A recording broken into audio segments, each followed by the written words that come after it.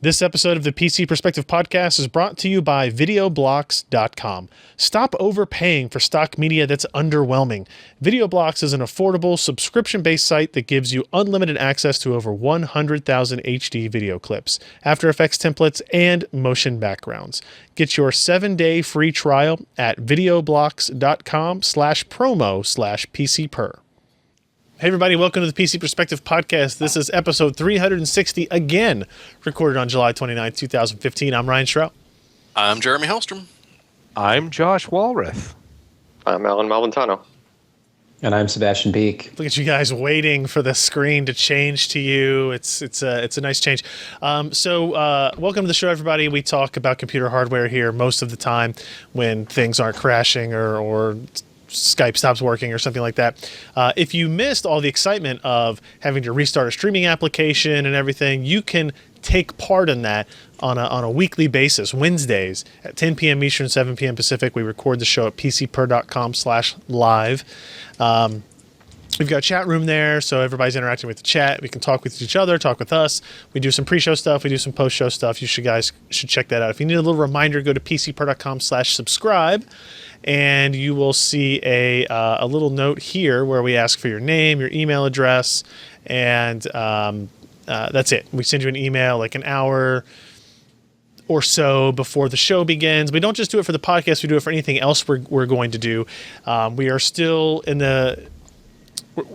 Not this week. It won't happen this week now. But next week we're going to have that Logitech stream where we're going to give away some G29 racing wheels. So you're going to want to pay attention to that. Josh, sorry, you can't win one of the G29 racing wheels. You know, I've already lost it live, so it doesn't really hurt. You've become numb to it at this point. Yeah. Yeah, I understand.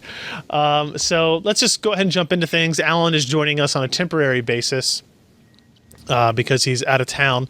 We wanted to get him in to talk about this one particular story this week. Intel and Micron jointly announced what I was originally calling 3D XPoint technology, but it's actually 3D XPoint technology, which is storage is 1,000 times faster than NAND. So, Alan, tell me about it and why I should give a damn. So the short version is this is going to be an in-between for a solution that falls between DRAM and NAND flash memory. Okay. It's not going to replace either one. It might kind of change the needs for either one if you think about it. But the idea is it is 10 times the density compared to DRAM. So when you compare like die space for how much capacity you can get, it looks, just from eyeballing it, it looks to be a little bit lower density, like compared to NAND right now. So it's not, just like super awesome as far as like how much they can pack in there. But the speeds are supposed to be extremely fast. Like they're claiming 1,000 times faster than NAND memory and like 1,000 times the endurance. But the way they're able to get away with that is there is significantly less transistors in this design.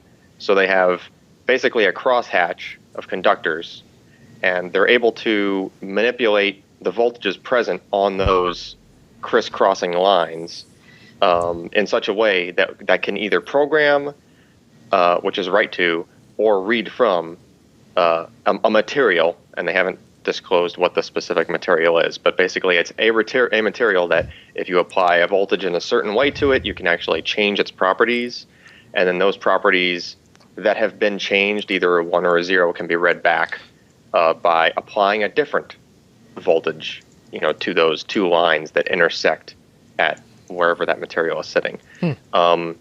So being able to get rid of a bunch of transistors in a design, obviously, is way better than what DRAM has to do. DRAM basically has transistors at every single bit.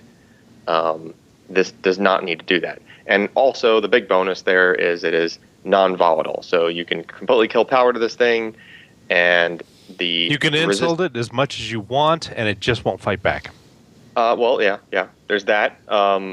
Another big advantage compared to NAND, not just the claimed 1,000 times increase in speeds compared to NAND, but NAND flash has a big disadvantage in that you have to erase it in blocks. So if you're overwriting something that had already been written, you have to basically go through and clear out a whole relatively large amount of memory and like read that data, put it somewhere else, wipe that block out, and then write that data back. So when you're trying to write a small amount to an SSD that's already full, for example, it has to do a lot of work in the background to be able to, write just that small amount of data because of that extra overhead that, kind of a consequence of the design of NAND flash. This doesn't have that issue at all. This you can write to, I was told, at the word level. So in other words, you can write 16 bits randomly to any place in this. You can address it just 16 bits at a time and write to it or read from it all day long, which is very cool. So is this a consumer product? Is this an enterprise product? Is this a fantastical product that will never actually be put into actual use? I keep hearing the dates of 2016. Is this something that will actually be kind of available in shipping and in parts by then? So this is they really caught a lot of people off guard. Like obviously this was very secretive, right? None of us had heard about this at all.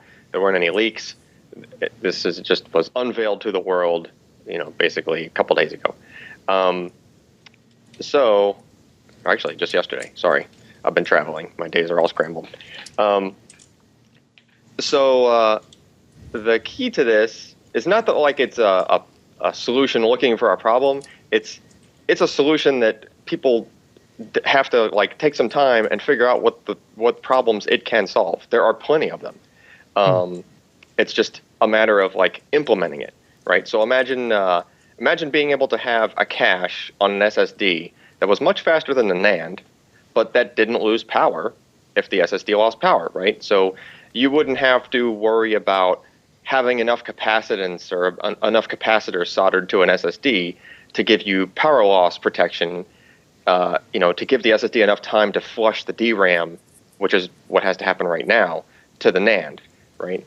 If you had one of these chips on the SSD, you'd have 16 gig of something that's much closer to the speed of DRAM than the speed of the NAND flash. It could act as that cache. It could store metadata for the SSD operation, stuff like that. But if power did go away, no harm, no foul. Everything is still there when power comes back. It's just as non-volatile as the rest of that NAND flash memory is. So very handy there, right?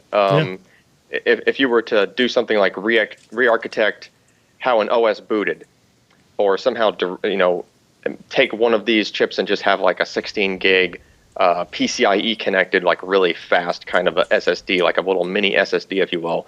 And imagine if an OS can just store all of its hibernation stuff, into that memory, and you could essentially like cold boot the system, and instead of reading some files from an SSD, which would be relatively slow, you could read, your OS files from this, which is much closer to the speed of DRAM. So, you could basically be cold booting your system, as fast as you would come back from hibernation, or something like that, right? These are just kind of hypotheticals that I'm just throwing out there. But any application where you want something that you can read and write very quickly, but at the same time be non-volatile, this has a place.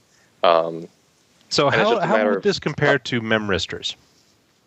So this is memristors, but actually like with a complete solution, like on a chip and implemented, right? I'd imagine that the interface that they have at these intersecting, lines, intersecting material between the crosshatch conductors there, I'd imagine that's following the same kind of concept.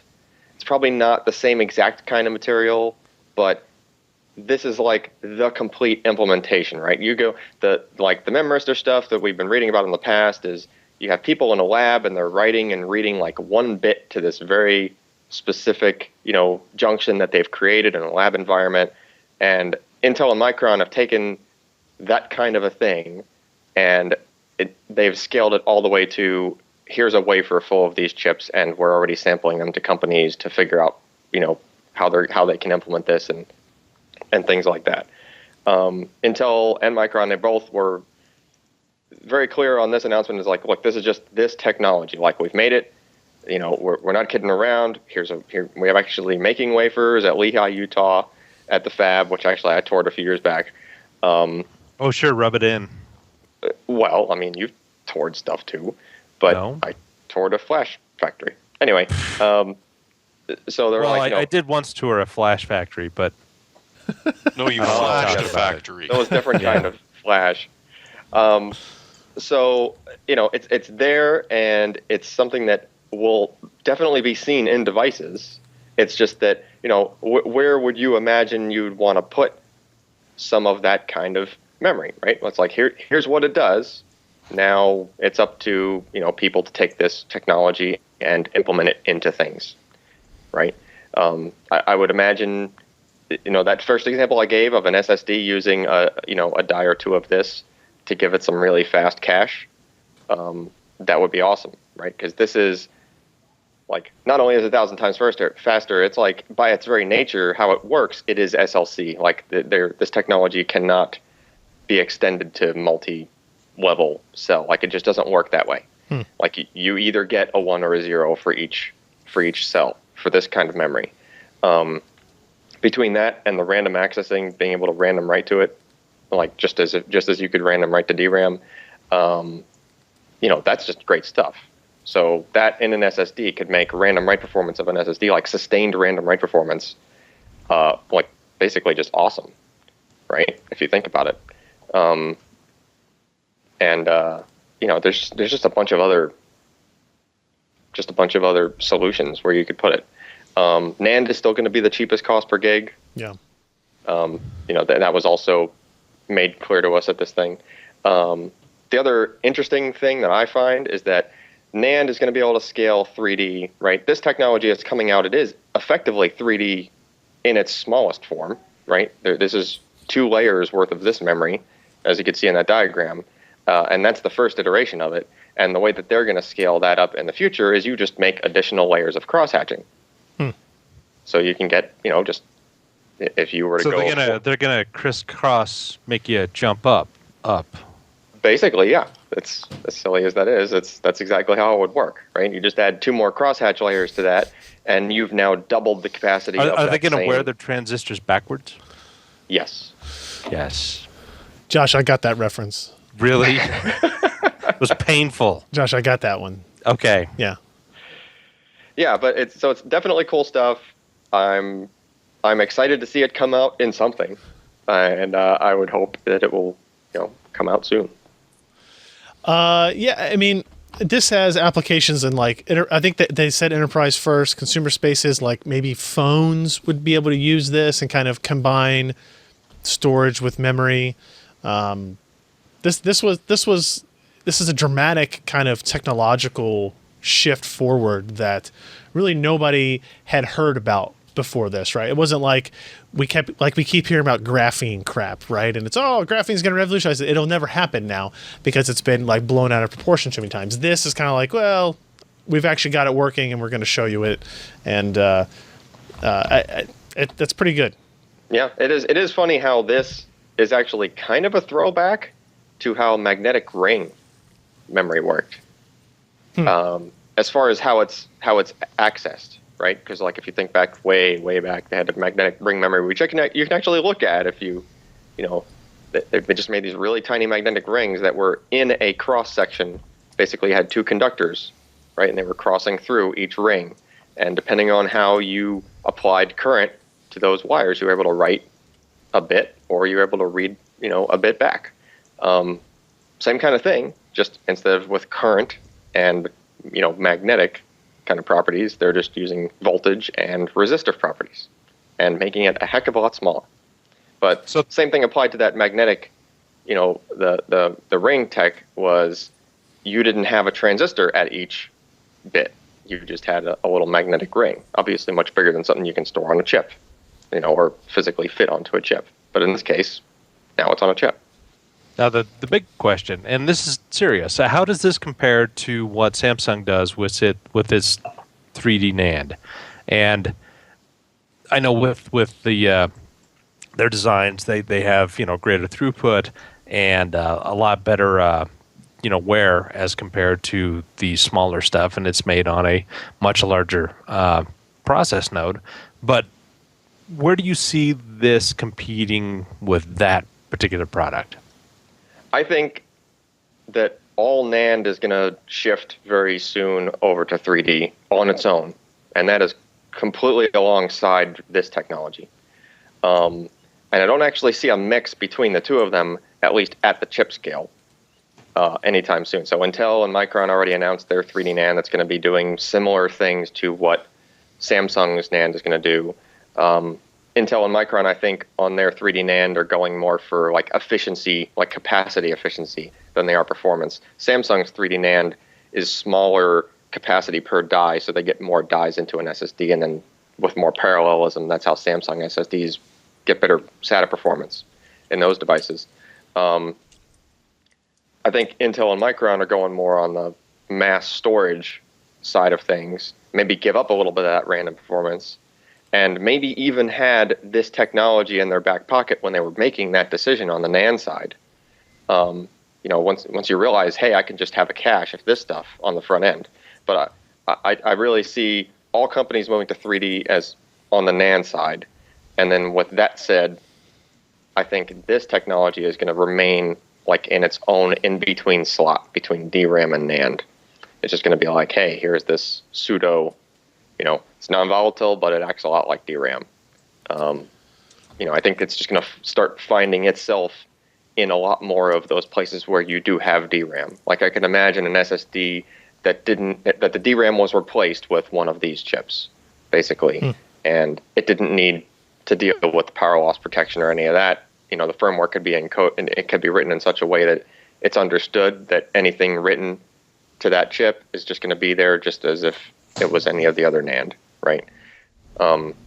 So yeah, again, it's like it's its own animal, really, and it's not even. I think some of the people in the comments on the story were even like, and I had to make like 3 corrections to my news post before I even published it. I was accidentally calling this Flash, and it's not. It doesn't even work the same way. It has nothing to do with Flash technology. So that's why they keep calling it Crosspoint technology. Maybe there'll be a more generic term for it at some point, but for now it's Crosspoint. Basket weaving memory. Basically. Yeah. 3-dimensional basket weaving memory. I only basket weave in 3 dimensions, so I think this works out well for me. If you guys are looking for information, check out Alan's story on PCPro.com. There's a couple of infographics there that will tell you, kind of give you an idea of what it looks like. Talk about the volatility, endurance, selectors, stacking capability, that type of thing, with a little bit more, I'd say maybe less detail, but a more visual representation of what you're looking at there. So, Alan, I guess we'll kick you off the show. Thanks for joining us to talk about this, and we'll see you in a few days when you get back. All right, thanks. See ya. In other news, it is Windows 10 Day, which means everybody, I'm sure, updated their machines to Windows 10 today. You'd have to be like not really a good PC enthusiast to not have updated your PC to Windows 10 before the podcast. Am I right, guys? I'm actually updating it right now during the podcast.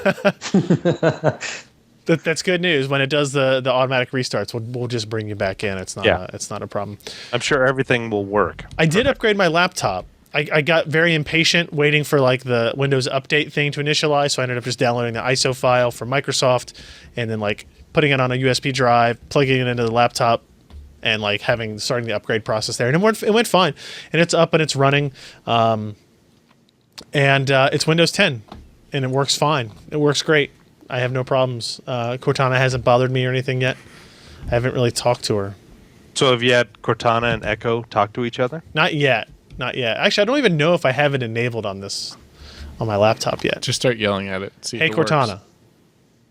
Yeah, no. She's not listening to me. It is Hey, Cortana, right? I think so. Yeah, I don't know. What's your frequency, Kenneth? Could be that too.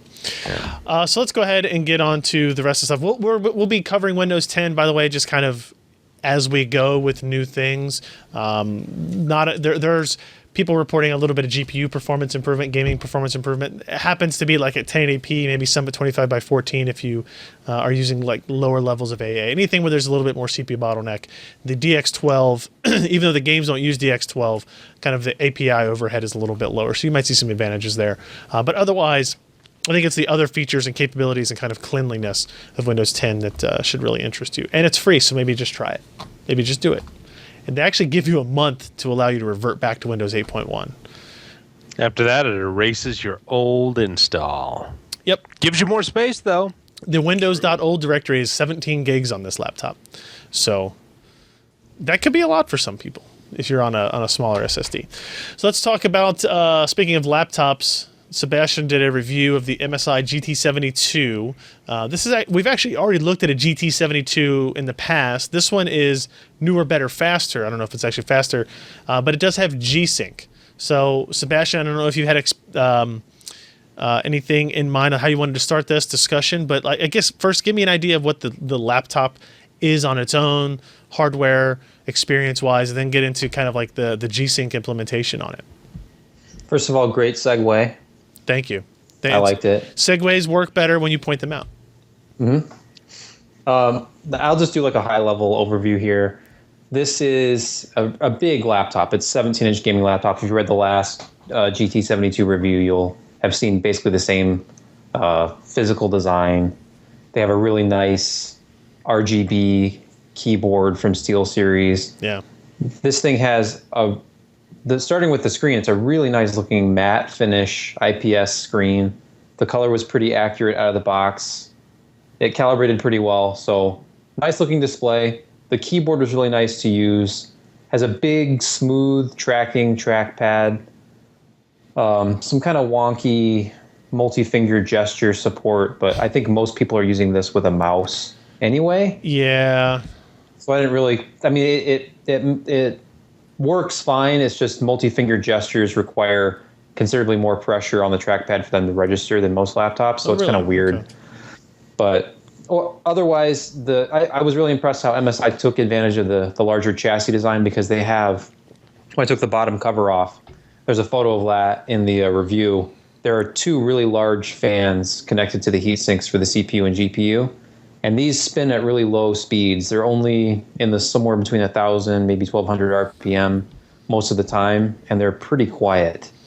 In fact, they're so quiet that I couldn't hear them at all unless I had like stress testing going, and then they were barely audible. But they were still moving quite a bit of hot air out the back. So it's a very quiet laptop, and because it was so efficient. That subwoofer. Yeah, there's a downward firing sub. Very impressive sound. I didn't really get into the sound a lot in the review, but it looks good, it sounds good, it's quiet, and the CPU and GPU were able to run pretty much full speed all the time because there wasn't really an issue with throttling. So what about like overall performance in this? Give me the CPU GPU spec on this particular machine. It's a i7 5700 HQ. It's a new Broadwell part. Most gaming laptops, I think almost every gaming laptop on the market has Haswell still, and this thing has Broadwell. So it's kind of like, okay, let's look at performance of this versus, I think it was the 4780, something like that I compared it against from a prior review. Yep. And it was significantly faster. Yeah. Yeah, it looks like it is. And I think part of that was I was kind of watching CPU performance in just the hardware monitor, and throughout testing, if I ran like the like X265 or whatever it is, the encoding benchmark, it was running at full turbo of like 3.46 or 3.5 gigahertz at all times on all cores. So, and that's I was 78 degrees in my house when I was running these tests. So it wasn't like I was in a cool room or anything. So this thing stays cool enough that it can run at max turbo boost for like, I was running it for like a half hour at a time, and it wasn't slowing down. So I always find it interesting to point out, I don't think many people know this, about the differences, not just in like battery life, obviously when the device is unplugged, but how performance changes too. Yeah. And the CPU didn't change at all, but GPU, and I showed numbers of both. On battery, off battery, significant changes in, maybe not as significant with core speed. Core speed did drop, but memory speed on the GPU dropped even more. So these pictures I'm showing on the stream show on the this left-hand column here, or this kind of left middle column, is GPU clock. Yep. And this is the one to the right of it is memory clock, and then you have temperature next to that. And that's plugged in. You're looking at around 1,000 megahertz on the GPU and 1,250 megahertz on the memory. But on battery, you're hovering in the 800s on the GPU and then like 800 on the memory. Now the temperatures come way down too, as you would kind of expect, since everything's running lower, and that's all meant to give you some semblance of battery life capability when gaming. Yeah, I didn't even test it gaming. I think it would be somewhere around an hour and a half from what I was seeing. Yeah. Depending on the settings. But in the PC per battery test, just on Wi-Fi, running at a pretty high screen brightness that we use, only 2 hours, 45 minutes total. So not terrible for one of these monster gaming laptops, but you need to be close to a power outlet to use this thing. I was going to say that's actually not as bad as I've seen a lot of these other kind of big gaming laptops. So, well, heck, a lot of laptops this size used to be not able to run a full movie in 2 hours. I mean, they would be about hour and 40 minutes. Well, you couldn't run a Lord of the Rings movie on this one. Right. Well, it depends on if it's the extended edition or not. Thankfully this does have a Blu-ray drive, which I don't know why they don't advertise this, but it just said super multi-drive, so I popped in a Blu-ray. It does play back Blu-ray. In fact, I think it's a Blu-ray burner, multi-drive. So I'd be kind of curious what an actual 1080p HD movie would do to this, just because we have so much offloading workloads. I think it would be fairly good on battery life with that. Pretty close to the web browsing test, maybe even a little bit better. But I mean, it's not gonna. I think you'd be able to watch a movie. It's not going to be an all-day experience, mind. No. Maybe with Windows 10. No, not really. Well, if you apply enough lidocaine, it could be all day. But that's right. I wonder if you could do that with laptops. That'd be be a numbing experience. It would. If we look at gaming performance on this, Sebastian, you did a couple of comparisons here, and we kind of looked at it in a desktop form factor, right? Like, where does it compare in the desktop market? And it actually does pretty well. Like, it is between it's faster than desktop GTX 770, but it's obviously lower than a desktop GTX 980. Yeah, and I was kind of impressed by that. Like, obviously in the synthetic benchmark, it did better than in the actual games, depending on the game. But looking at the actual core count on the GPU, has the same number of CUDA cores as a 770. Yep. And a little bit different memory clocks, but it performed right in between those high-end and mid-range desktop systems that I had tested with that quad-core gaming article. So I kind of pitted it between those results, and it was pretty much dead center. And then further on, when I went into more serious kind of stress testing of the GPU and looking at kind of taxing it to see how G-Sync worked, I used a couple of new games, but I just thought it was kind of fun. I have all this data from that project. Why don't I pit this against a desktop PC? And this is basically the same experience as a mid-tier PC you could build. And of course, there'll be people who will say, well, at $2,100, I should certainly hope that it would at least be equivalent to a mid-tier gaming PC. But that's that same debate of what kind of a PC could you build for $2,100? Yeah. You mentioned G-Sync here. I want to get your impressions. This was actually your first time using a G-Sync anything. So what did you think about the implementation? This is, I should point out here, one of the first two laptops we've even gotten in that support the new mobile version of NVIDIA's G-Sync technology, which is variable refresh, applied to a 75 hertz, right? 1080p screen. Yep. It's rated at 75 hertz native. I do not know the range, how far down it goes. Well, it's G-Sync, so it has no effective bottom. Okay, so if it say the bottom is technically 20, that means it would just like double, right? Well, yeah. So if you look at it, like do we really know that for sure? Because the actual hardware G-Sync module handles that. This does not have a hardware G-Sync module, correct? It does not. You are correct. So it's more like kind of FreeSync in that it handles the variable refresh through the what was that? The EDP. What's the mobile EDP, display port? Yeah, embedded display port. Yeah. Functionality. So let me ask you this.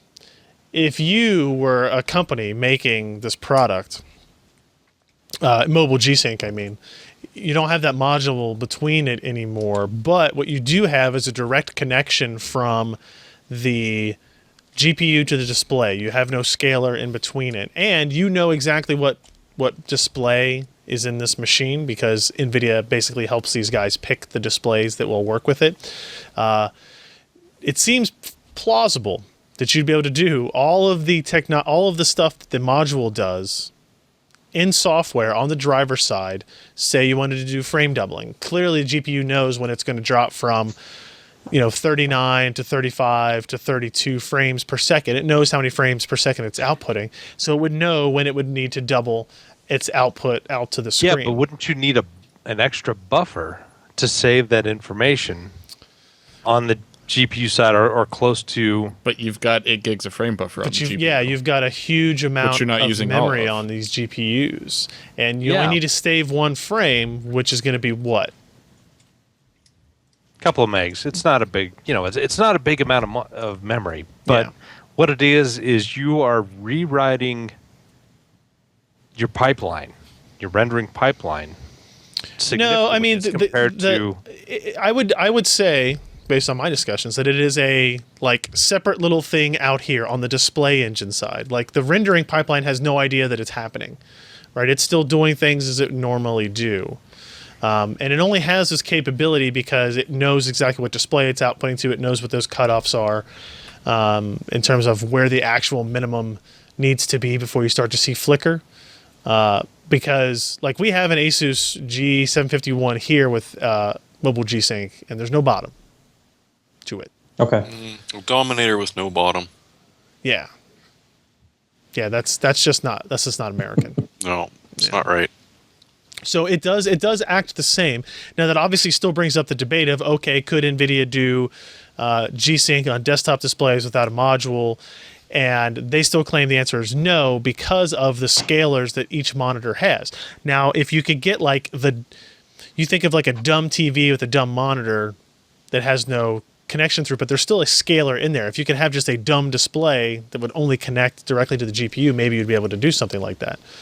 But there's always some chip in between that was kind of getting in the way of that process. But anyway, I don't want to get into that debate necessarily here. I just kind of wanted to go over, again, Sebastian, kind of your first inclination on it is, did it work, and did you notice a difference?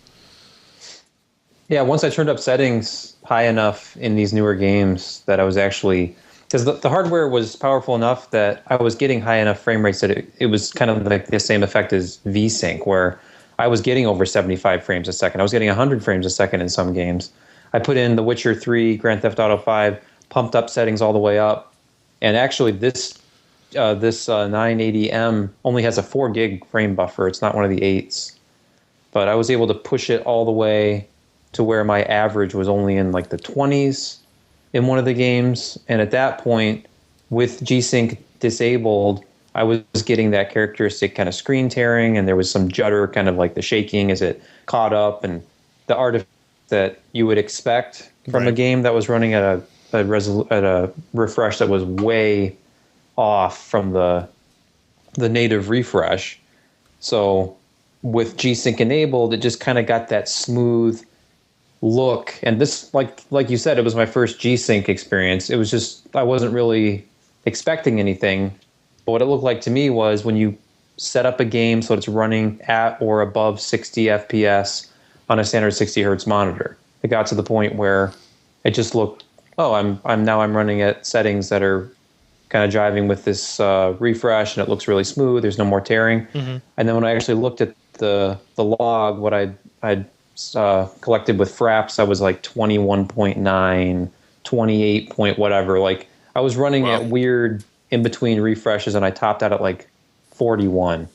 So nowhere near 75 or any integer of 75 that might have existed. So it was doing a really good job of keeping things looking very smooth at higher settings. And I mean, I had everything turned up to ultra, every slider all the way up. Grand Theft Auto 5 gave me a warning that it was too high for my video card, so I turned the warning off and just went ahead anyway. Yeah, you got to turn that. And it still looked good. Oh, absolutely.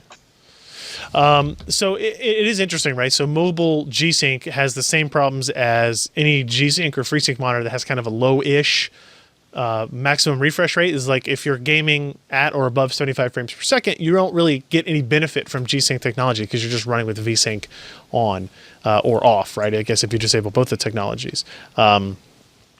But I think in those instances, and it may mean more for mobile G-Sync when we get away from 1080p screens and go to 25 by 14 screens or above, where again, the GPU hardware has maybe less capability to keep that frame rate as high. We'll talk about this again in a little bit as well. We're running a little bit late here.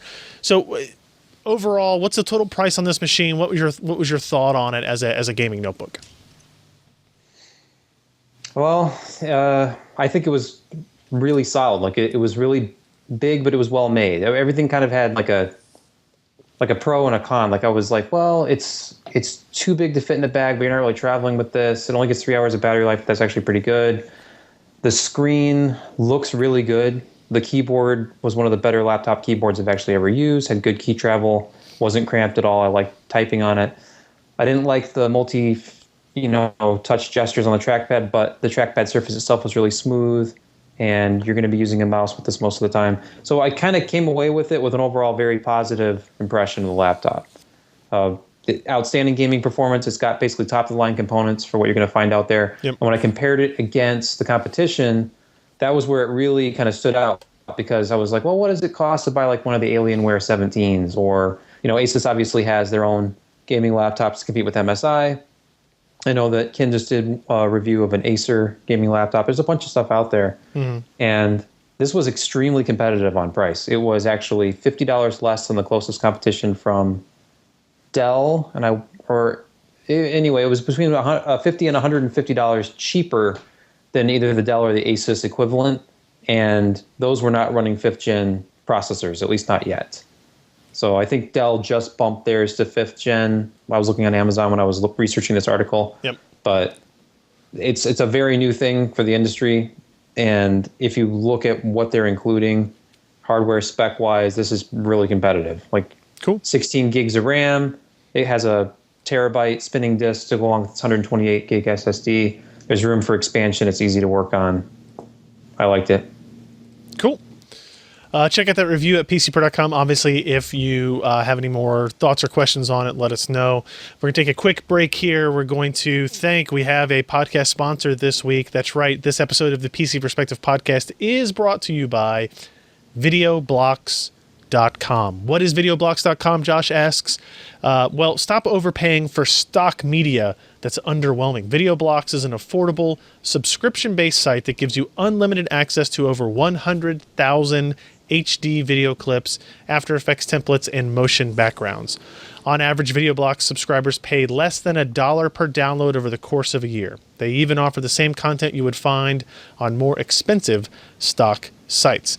VideoBlocks has a great variety of time-lapse, aerials, U.S. and international locations, slow motion, nature shots, and more, and they're continuously adding new content to the library to keep it fresh. Everything is 100% royalty-free, and you have unrestricted usage rights for personal or commercial projects, and keep what you download and maintain usage rights forever. This is very important for all the video that Josh records on the side.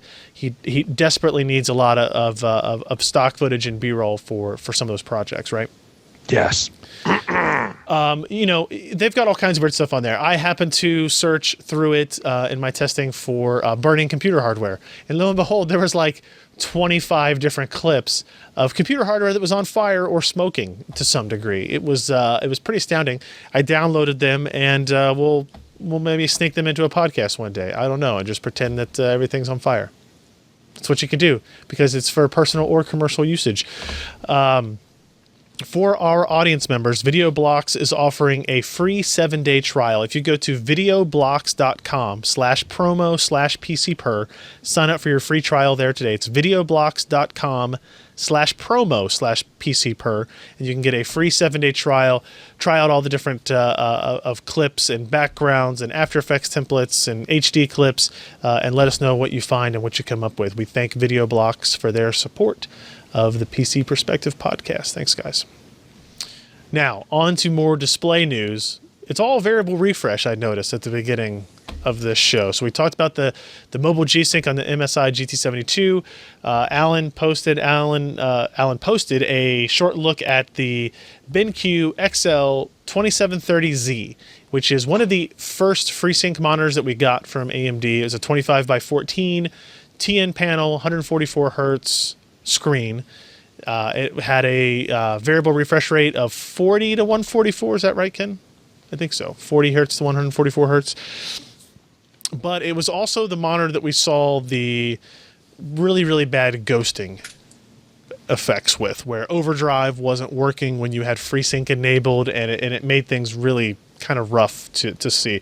If you look at this screenshot here, or this picture rather, that Alan put together for that initial article, you see the ROG Swift on the left running at, I think these are all running at 75 frames per second or 60 or something like that.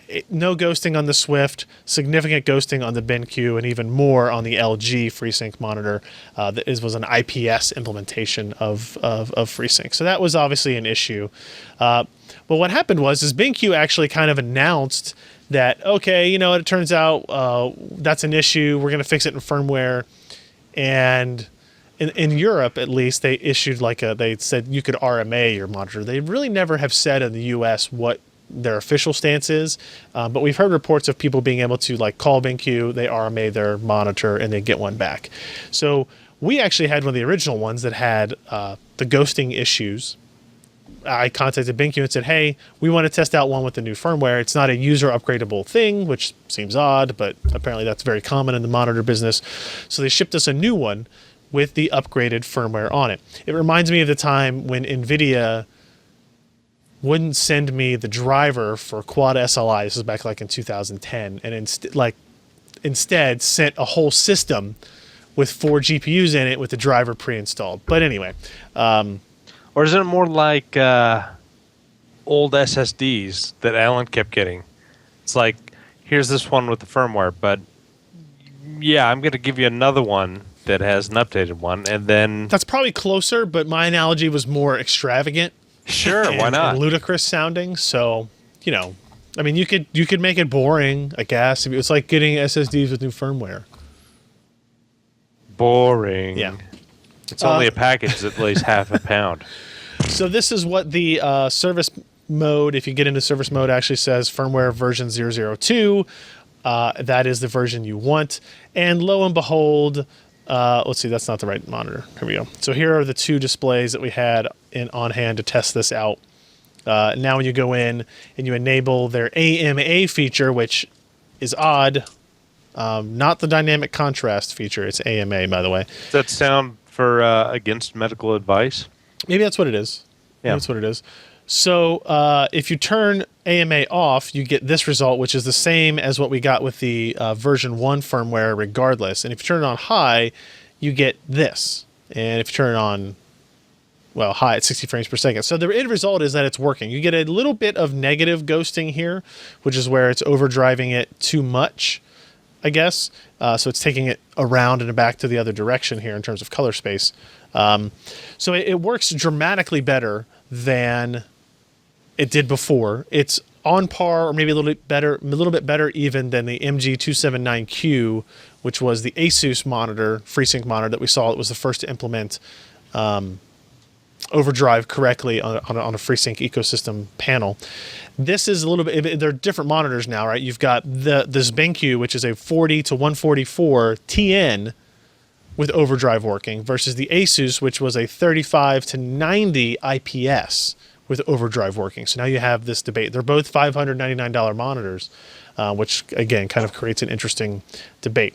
Now, they're still not as good as what we saw with the ROG Swift G-Sync monitor, but they're very close now. They're much closer than they were when FreeSync first launched, which is that's awesome to see, and we want to continue that to be the case. So gives us high hopes for FreeSync monitors going forward.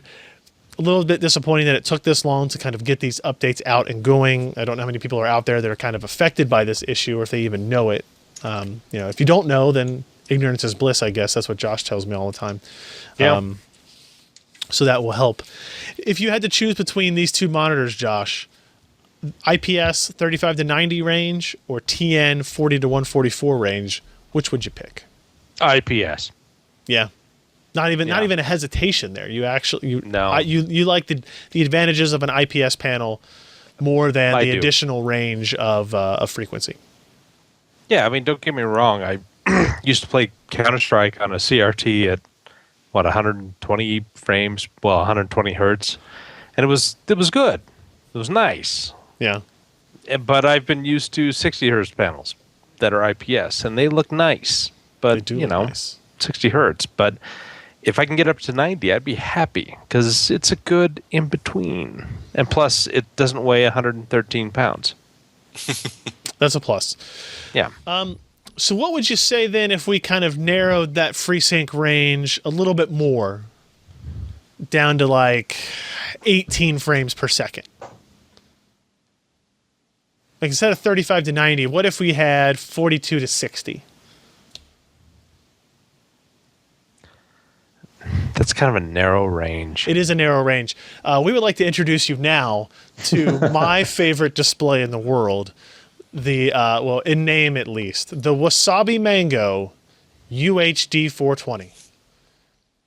This is a 42-inch 4K IPS screen that has look at that sexy guy there. That has Bengals do not do it. They will this year. You shut up. Whatever. We're playing you at home this year, Josh. So. How come you're not running Windows 10 on that? We recorded this yesterday. We recorded it before we had Windows. There were 10. builds available before today. Yeah, all your Not troubles legally. seem so far away. They stopped activating Legally? the No, preview like a week ago. Oh snap! Oh snap! Sebastian, sit down. So this was this is a 42-inch monitor. It's even bigger than that Seiki 40-inch that we reviewed and been talking about for a little while.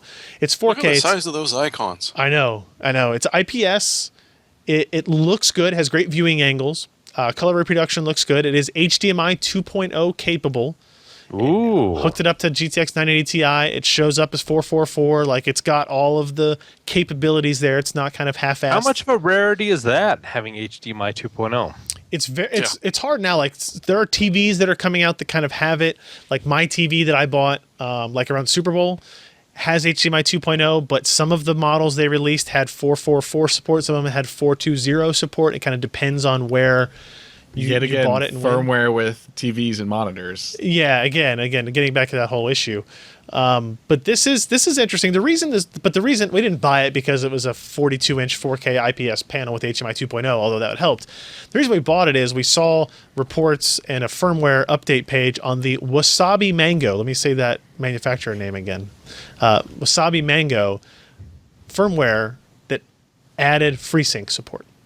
So it's kind of sweet and spicy, except turned around. It's like spice. It's like really hot and sweet and juicy. Sure. If you know what I mean, Josh. No. I don't either. So they had a firmware that said they added FreeSync support. So now it's like, okay, now I'm curious. This is a Korean monitor. If you remember the big excitement we had with 2560 by 1440 monitors were coming from Korea for way less, and Your cat leaps and such. Cat leaps and Yamazaki, I don't know. Yamazaki, sure, whatever. I don't remember. That's Scotch. I know. They could make monitors too. You don't know.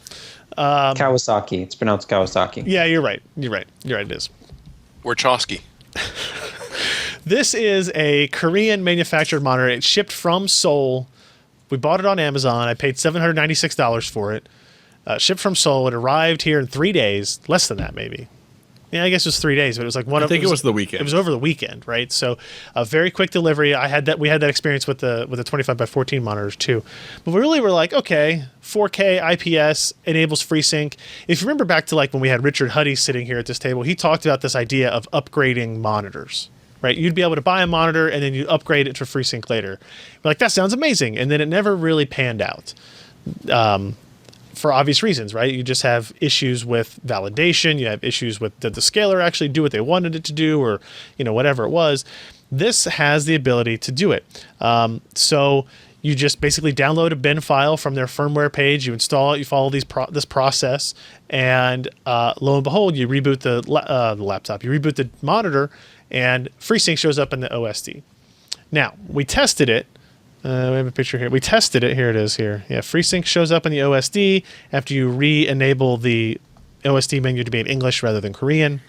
It shows up in the control panel. It pops up. Hey, you've got a connected FreeSync display. And you can enable it, and it works 100%. Now, the downside is, as I brought into this story, is that it has a very limited range. 60 hertz is the maximum refresh rate, and the minimum refresh rate for variable refresh is 42.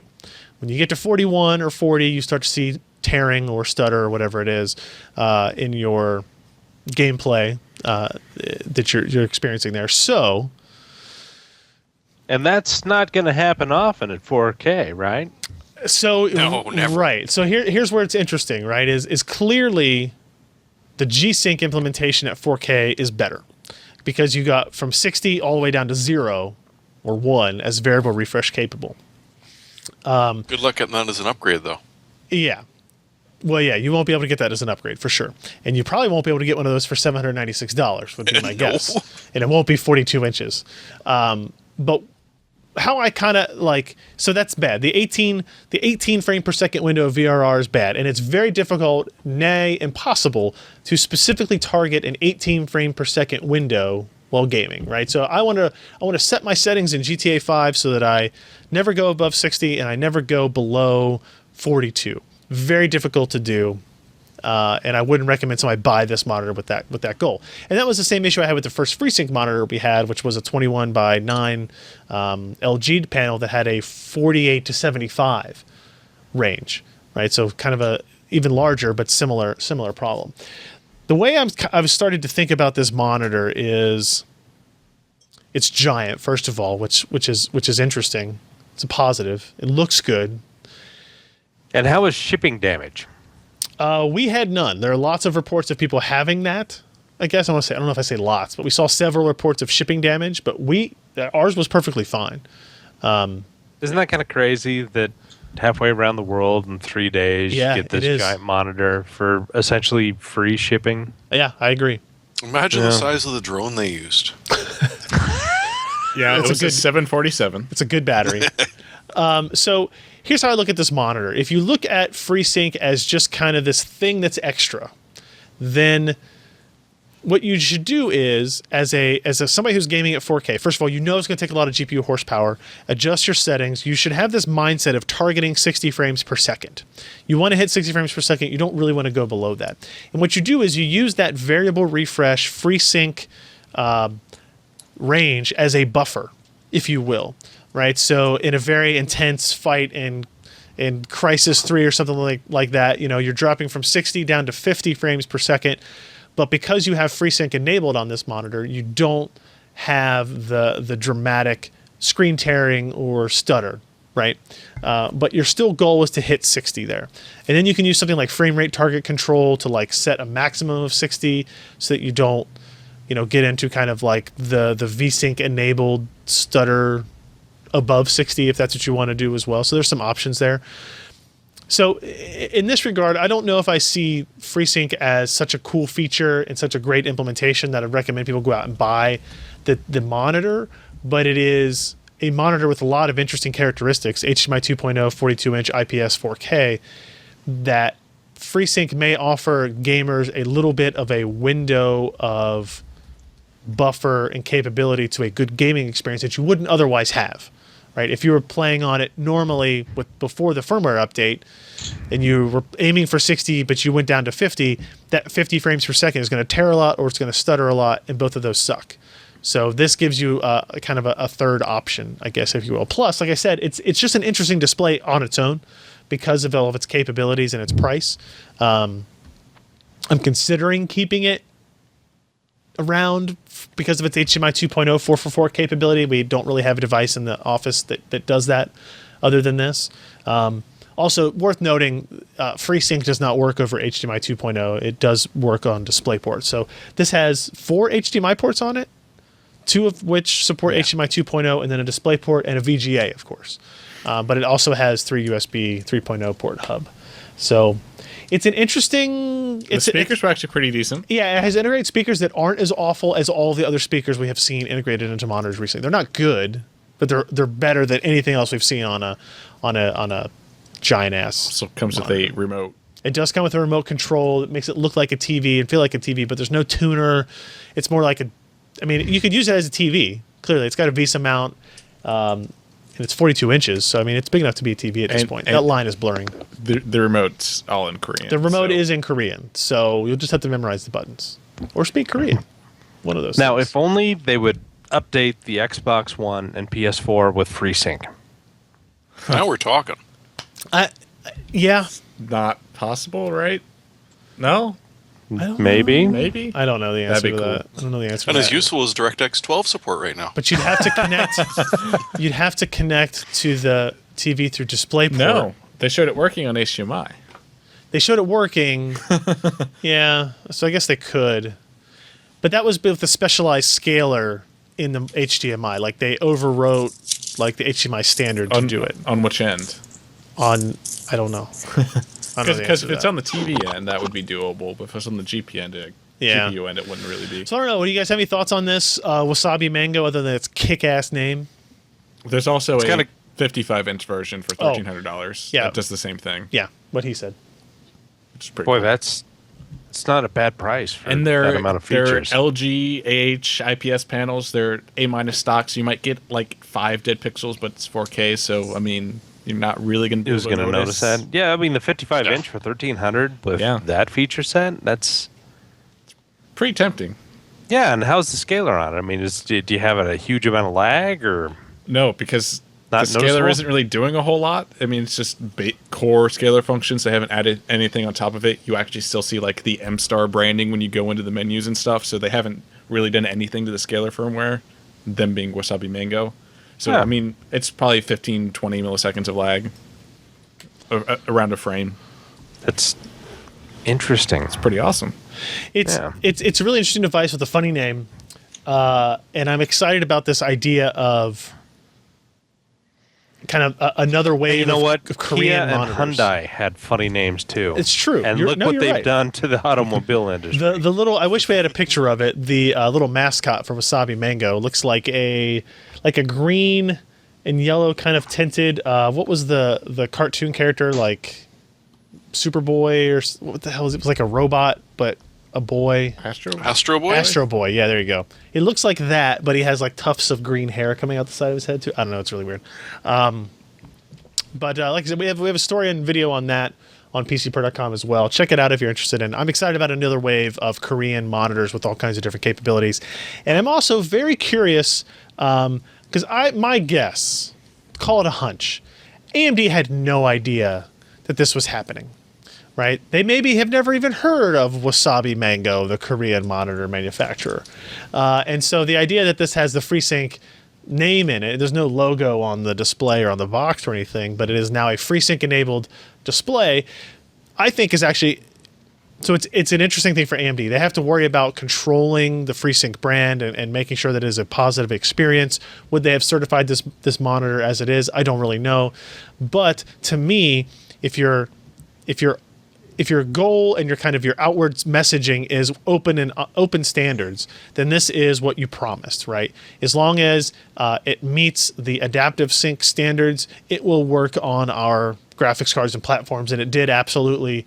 Even though the E did for the monitor in Windows, what did it show up as, Ken? It was like 42, or it was 4K, 2K, 60 hertz. Was the name of the monitor. That was the name of the monitor. In Windows. Also, on AMD cards, it made our cursor really big because I think it was detecting it as a TV. It didn't happen on NVIDIA. You could probably change that setting somewhere. There's probably some workaround you could do. But it made the cursor about 3 times as big, which is perfect for Josh. Yeah. I need large cursors, and I cannot lie. So that's that monitor. We'll keep it around for a little bit and see if we want to keep it here at the office. I'm looking forward to when we do that Logitech stream. I'm going Alan, I'm sure will play on his Seiki 40-inch. I'll use this Wasabi Mango 42-inch with a wheel and get some. And I'm going to have a CRT with a rubber band based steering wheel. We could send you that Genius steering wheel. We got it out and tried it again. That'd be so nice. Yeah, thanks. Yeah. All right, let's move on because again we're running way behind. Oh, this is important. You guys need to go to PCPro.com, which is an amazing website, and look for this Gigabyte X99 build that we did. It is just in time for Windows 10 release. Look at that guy. Look, I too am praying to the hardware gods, apparently, like Alan was doing earlier. We did a build partnering with Gigabyte, Thermaltake, and Kingston that's centered around some kick-ass components, right? So this is an Intel Core i7-5960X, an X99 Gaming 5P motherboard from Gigabyte, 32 gigs of Kingston DDR4 memory, a pair of GTX 960s and SLI, a 480 gig HyperX Kingston SSD, Thermaltake Core 51 case, a Tough Power Grand 850 watt power supply, and a Water 3.0, which is just like a self-contained water cooler. Grand total, $2,639 worth of hardware. This is a killer gaming rig, obviously, first and foremost. But maybe more importantly is that we're going to give it away. You could have just given it away to me. It would have solved all your problems. You would have had to have done a raffle or anything. Easy. So there are 9 ways for you to enter this contest, but Jeremy can't win, so don't worry, guys. You can watch our system build video. You can be a subscriber to us on YouTube. You can follow us on Twitter. Go to our Facebook page. Follow us on Twitch, SoundCloud. Sign up for our live newsletter. Visit our reviews page, and then you can bonus entry every day. Every day, and it's a 14-day contest. You got to come back to this page and click that link to remember to do that. And you can win this amazing system put together. I noticed here in this picture that I didn't put the SLI bridge on. Hand assembled by Ryan Shrout. Hand assembled by Ryan Shrout. That's because NVIDIA went to an XDMA architecture without telling you, so you didn't need the bridge anymore. Oh no.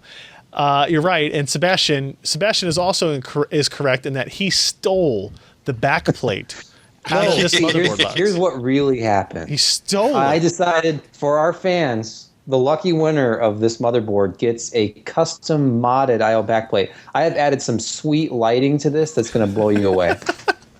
It's not just a regular backplate anymore. It's got like lighting effects now. Yeah. Surprise! You have to reassemble your computer when you get it to put in the backplate. Wink. Also, notice this cool Batman stand up on top of the system here. You don't get to keep that. That's mine. Yeah. So go to the website, look for the Gigabyte X99 System Build, win a full Core i7-5960X PC. That's an 8-core, 16-thread, $1,000 processor included in this build. So a huge shout out to Gigabyte for helping set all this up and supplying us with the hardware. And you guys should go there and enter because, I mean, I want you to sign up for those things. That's why we're doing it, to be honest with you. No, you get an entry for each of those things? You get an entry for each of those. So each one you do is an entry. Right, so sign up for all of them. Yes, do all of the things, and also come back every day to hit that daily entry. So it's important. It's important for everybody that you do this, and we will ship internationally, but you're going to have to pay tariffs or taxes or whatever the hell your country requires for that if you win international. So keep that in mind. That counts you too, Jeremy. Except you can't win. Well, so at least I've got that going for me. Right. Exactly. Sebastian, you wrote up this post about apparently Pascal, which is NVIDIA's next generation architecture, having a slight increase in transistor count. Yes, slight. Well, they've been at 28 nanometer for a long time. So this report was from Fudzilla, and apparently it's going to be manufactured at 16 nanometer using the FinFET process, and this will allow them to more than double the transistor count. This report is claiming up to 17 billion transistors on their big part. And apparently there'll be more than one iteration of this, of course. There will be one with up to 32 gigabytes of HBM2, the second-gen high bandwidth memory, and a massive 17 billion transistors. Josh, that seems like a lot. It'll be inexpensive because you have to provide your own cooler. It also doesn't plug into anything. Are 7-inch going to fit? What is the... Well, there's Josh, a 5-pin what is the adapter on the back of the limit card that you can't see. Sebastian, you were mentioning reticle size won't really matter because we're shrinking. I mean, it matters, but we're shrinking the process technology.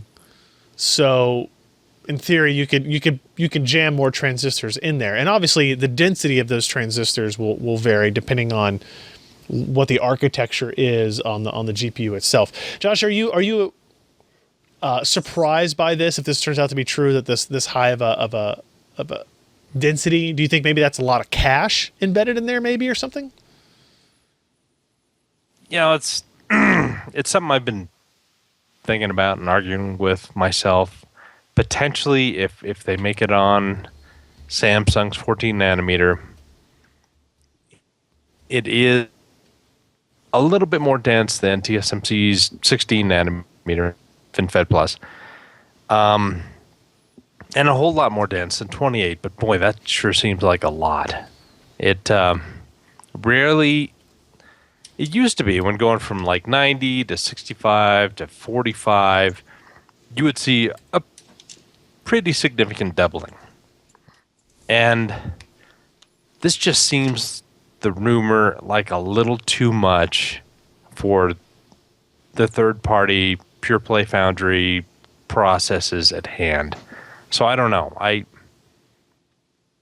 If it is a lot of cache, then certainly, but cache will only get you so far, and plus, why would you want to add more cache when you've got HBM memory? Yeah, that makes sense, I guess. I don't know. Just rumors starting out. This is a next year part, so we'll go from there. 32 gigs of graphics memory sounds pretty good, though. Yeah, I mean, what are you going to gain with a huge amount of L2 cache? I mean, you're going to gain some. 24K. I'm going to buy 2 more Wasabi Mango 42-inch 4K monitors. 8K is already a thing in Japan, so you're going to need some more. I don't think you need more than 16 gigs, though. You need more Ks. Hey, we There's started a an lot 8K of new display at things in CES. Japan. There was an 8K display at CES. It was What? an MST of 2 4K streams, right? And we went, that's cool. Yeah, it was enormous. We're like, moving on. I'll have one of those in 10 years. Oh, man. So there's that. Let's move on. Scott posted this story. DirectX 12 multi-adapter concept isn't new. And this is an interesting little discussion, right? Because one of the big things about DirectX, as he points out in the story, is the explicit multi-adapter, both linked and unlinked. And a lot of people have been talking about the capabilities that this will bring in terms of multi-vendor, multi-GPU capability. All you need to do is repeat to yourself, Lucid Logic is a fabless semiconductor company. It will forever be ingrained in my mind. And Ken's probably as But well. the basis for that is what they had been evangelizing back in the day, is that you have 2 different types of adapters. One may be extremely stronger than the other, but the other one can still add to the scene by really good compositing and software control. Unfortunately, Lucid Logic was never able to deliver on that promise. Right. They did okay in some things, poorly in others, and it never took off. But the idea was certainly there. It was there, and so Scott talks about this in that this is not a new thing to DX12. Like Mantle kind of had that in there, and in many ways, like OpenCL has been this way. He talks about independent applications had the capability. Apparently, he even pointed this out. I didn't know this, but id Software could use a secondary GPU for CUDA texture processing in Rage. Right, which is interesting. So you could have done this. This also happened. You'd still be at 60 frames a second. Well, sure, It's but maybe really you couldn't get to solid. 60 before. Would it help the pop in? Maybe it helped to pop in. I don't know. Yeah, lots. NVIDIA did this with its PhysX stuff, which I think is still technically a thing, but it's just something that it never really caught on either. Using your older dedicated graphics card for PhysX processing instead of just kind of tossing it out or keep putting it in a different system. But, oops, I was scrolling alongside. What's interesting, and he brings this up, is on processor graphics. So IGP on your AMD APU or your Intel part is maybe a more interesting use case for this. if DirectX 12, right? So Windows 10 has a little bit better support for running a GPU headless on the system than Windows 8 or 7 did, meaning that the IGP on your new Skylake processor could maybe handle some AI calculations or pathfinding calculations or something like that that can be used DirectX 12 shaders for, right? Not shaders, but whatever I'm trying to say here. What they can basically use direct compute Threads. Yeah, to handle some of that stuff. So I think it would be interesting. Vulkan, DirectX 12 both have this capability built into them. Mantle had it as well, but obviously it being kind of an AMD specific and exclusive API prevented that from ever being the case. It's just a question of, will developers actually spend the time to implement any of that? Will there be enough of an advantage from taking the power of Kaveri APU graphics when you have a discrete system, or Intel HD graphics or Iris graphics or whatever if you have a discrete system on an Intel system? But you got to admit that is one thing that AMD has done right. What's that? Mantle, and the way they handled it, and the way that they kind of set a foundation that was not really there. Certainly, Microsoft was talking about some of these things. And the Kronos group, who the hell knows what they were talking about, because they're an interesting group, and they're sometimes a little behind the times. But AMD said, okay, this is our vision. This is what we need to do to leverage the technology that we have in APUs to make it viable in games with big GPUs. And they did a solid implementation of Mantle, and they got a couple of big guys on board, and the biggest, of course, is DICE. And they showed that, hey, you know what? There are advantages to doing it this way. And I think that just kind of sold it on both Microsoft and the Kronos group.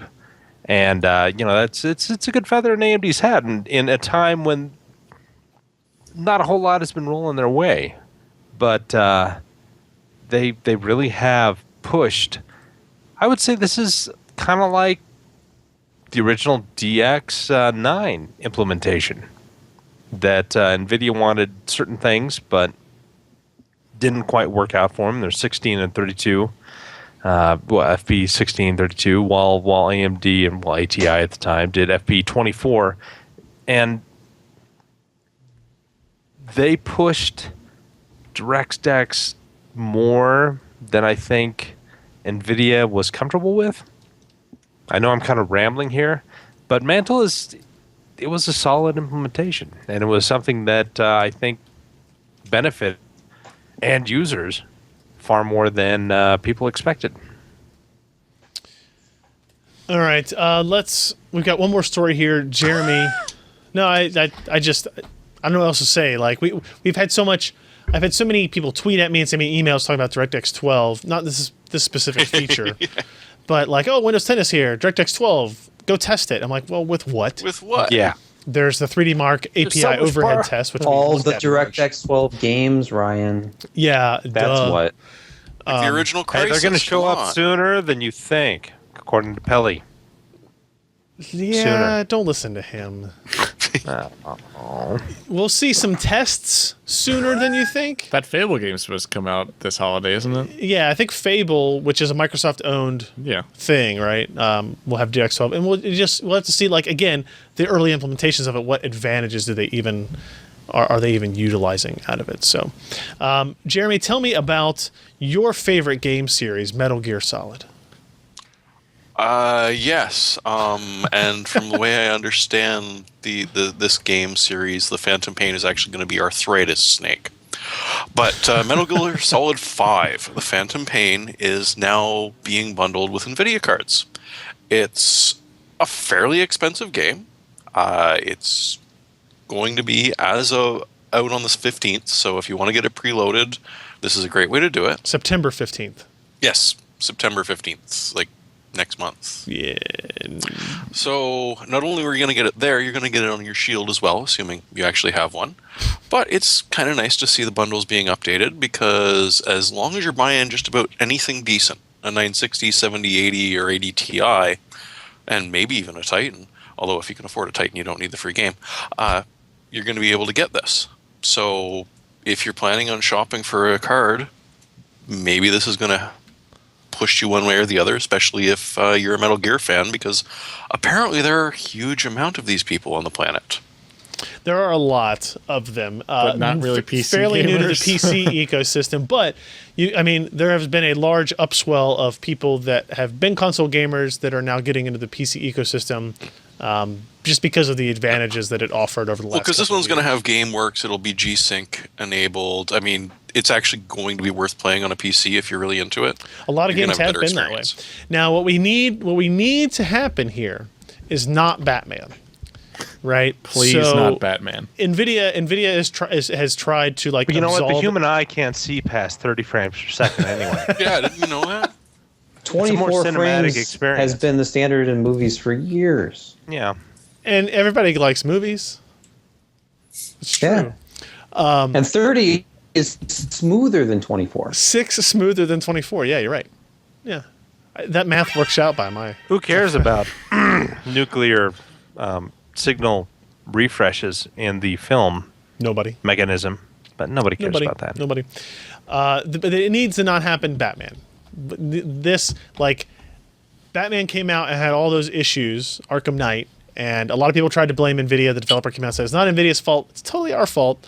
And the game took the game off the market. Now, NVIDIA only gets NVIDIA got some negative press, obviously, because of their association with the game. It was heavily NVIDIA GameWorks title. It was a bundle game as well. They cannot have that happen 2 times in a row. Sure they can. They cannot, and then expect people to. Do you know how many people in their developer relations committed seppuku when Batman said we're shipping it as is? I don't. Yeah. I don't care. I They guess. put it on- 29.67? They blamed it on hybrid car fires and crashes.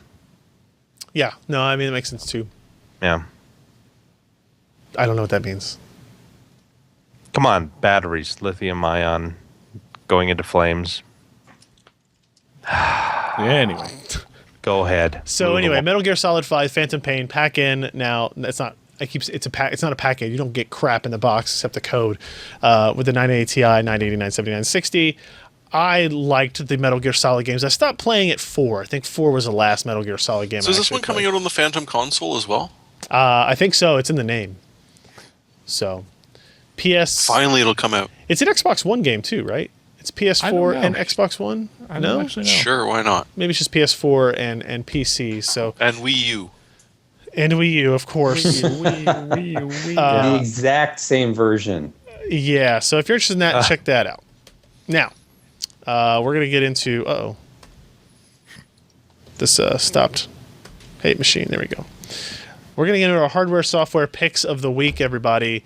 Mine is Windows 10. Hooray! Shocking, because you're the first person who gets to do his pick. Yeah, well, deal with it, guys. I can't. My particular pick is this software download page on Microsoft.com that tells you how to get the ISO file. So you can download the 32-bit version, the 64-bit version as an ISO, and then copy it over to a DVD if you're old school like Josh, or you can create like a USB installer if you're cool like me and Ken. Does it do Laserdisc? Probably it takes multiple laser discs, but if you get the right tool, you can break that ISO up over into different things. What's the tool? Rufus? Is that what we use to move it onto a USB thumb drive? If you haven't done that, and this will work for an upgrade or for a clean install. We just obviously we here have one. We had an 8.1 thumbstick. We had a Windows 10 beta. And now we have a Windows 10 Final just for all of our system builds that we do. So that is it. It is surprisingly difficult to figure out how to buy Windows 10. This is something I was trying to do last night as I was trying to figure out. I was like, well, maybe I just want to buy one copy for each of the test beds and then not have to worry about it. But it looks like the 30-day trial is still a thing with Windows 10. So that's usually how long our test beds last anyway. So we'll see how that goes.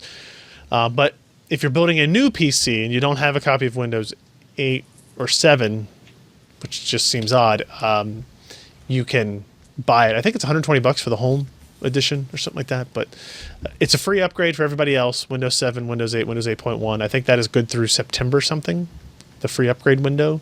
So make sure you sign up for that if you did. I added it. I installed it on my XPS 13. Not a single issue. The installation went very quickly. And does it look nice with the borderless bezel? It does. It does. Like it looks great. I'm currently staring at a hex chat window, so it looks like 1997 currently. But if I minimize that window with an IRC chat in it, I will say you lost your virginity to hex chat. I don't want to do the math. But the text looks very sharp. I will say, like in Chrome, for example. I haven't changed any of the settings, any of the scaling settings on the operating system or on the PC side, but it's doing a better job at some of that stuff as well. Plus, it comes with Candy Crush Saga pre-installed and like 5 versions of Solitaire. And if that's not enough to get you to upgrade to a free version of your operating system, then I don't know what to tell you. I got nothing for you. It's almost as good as that enhanced Texas Hold'em that you could buy with the extra edition of Windows 7. You could buy it? You had to buy the enhanced edition, I think it was. What did it enhance? You get an upgraded Texas Hold'em. No thanks, I'm good. It had enhanced shadows. Yeah. All right, who's up next? What do you got? And by the way, you did do the upgrade and extract the key, right? Because remember, kids, extract your key before doing the upgrade if you're using Windows 7. So I used the WMIC command and the command prompt to get my Windows 8.1 key. Is that So what you it mean? does accept the exact same key, it doesn't change it? Doesn't Actually, rehash it didn't ask me for a key at all. Beauty. You did an upgrade. I did an upgrade, yes. You didn't. No, do it. I would extract that key again because I still want to be positive that it stays the same. I think it will. I think it should. It won't because I've extracted. But I don't want to the bet on key it. On a computer before, and I put in the disk and I put the key in. Didn't work. I think that actually changes the key. Yeah. So kids, do the upgrade, extract the key, then do the fresh install. I think as long as you activate to your Microsoft account, it'll work. I don't know if you need the key. I could be wrong. There's something weird. I love my Microsoft account, so that's a perfect solution for What's me. the password on that one again? It's like 17 digits. It's not the password that's cool. It's the username and login that's cool. Okay, Jeremy, what do you got for us? Anyways, it's something a little bit fun. They did a Kickstarter which successfully launched. They're now selling on retail. It's called the CO. It's a near-infrared spectrometer. It's about $200. It works with an Android or an Apple iPhone. And what you can do is scan just about bloody anything with it and get a relatively good idea what its molecular structure is. Don't be using this because you have to know exactly whether something is present in your material or not. But as a learning device or just as, hey, it's kind of fun to see exactly what stuff is made out of and be able to compare apples and oranges. It's kind of a little bit fun. I get that was a literal thing. You can actually compare apples and oranges. You have a baseline which you can do it from. Yeah. I mean, I think that the school bundles that they do for this is probably the best way. But if you've got the money and you've got a smartphone and you like to play around with technology, this is not something we've ever seen really for sale before. I mean, you could build your own tricorder. They never really did this. This just kind of seems a little bit fun. $250 for the So pocket it's not molecular stupidly sensor? expensive. It's not cheap, but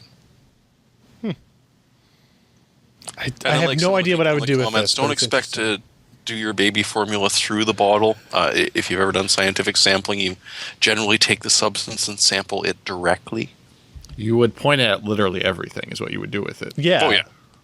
I mean, one of the things that you are supposed to do with it is to, quote, help build the world's first database of matter. That sounds useful. Yeah. Yeah. But, I mean, when you comparison shop for a mass spectrometer, that's $250 is going to seem a little bit cheaper than you think. Right. Josh, you're up next. Me. You. You know, as a sysadmin during the daytime, something that comes up is you're using a desktop, you're used to plugging in SATA drives, and some guy comes in with a laptop and you think, hey, I'll just pull that SATA drive, and it's an mSATA, and you can't read it. But you know what? For $10, $11, you can save yourself a lot of time and a lot of effort. Plug that thing into your regular SATA-based machine and read off of it and kill viruses and get loaded. Okay, maybe not the last part. Oh, man, I was hoping to get loaded. Yeah. Sebastian, last but not least, maybe least, we'll see. It's least. I don't know if you can tell if you're watching the video. There are some games behind me here. So Yes, How much would you say that's console worth game. if I were to come to Kalamazoo and, say, break into your house? I'd sell it on Well, eBay. I would be here because I'm here all the time now. So you would have to fight me Hence for it. your But walls we are could gray. negotiate price That's why on he a has lot so of many these. small children. They will. Some of they these are will mob AAA you. titles, Josh, and I have a big selection. So come on down, or up, or over. What are you buying?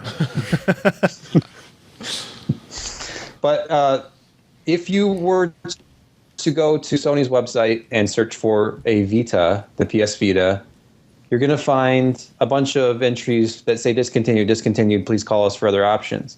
Apparently, they have quietly discontinued this.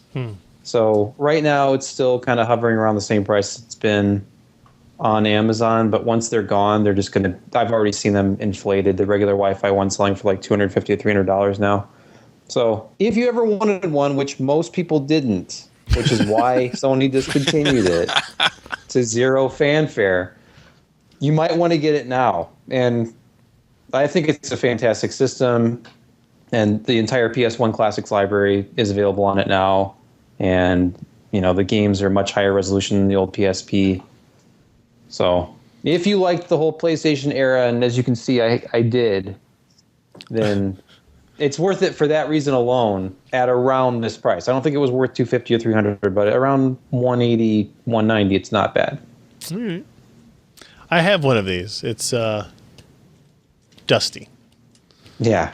I did like it though. Like, but I have They I have a fixed a lot of the DS battery too. issues with the second one. Yeah, and I have one of the Zelda branded DS Lights. Or was it 3DS. 3DS?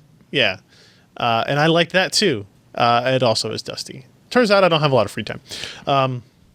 So there's that. That's going to be it for the show this week, guys. Thank you very much for joining us again. PCPer.com is the website where you can find all these stories and reviews.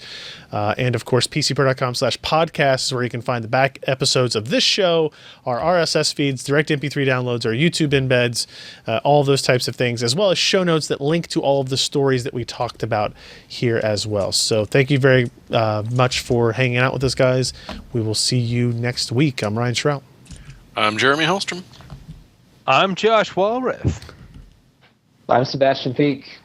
And your bandwidth crapped out at the exact right time. Yes, it did. Fantastic. Bye, everyone.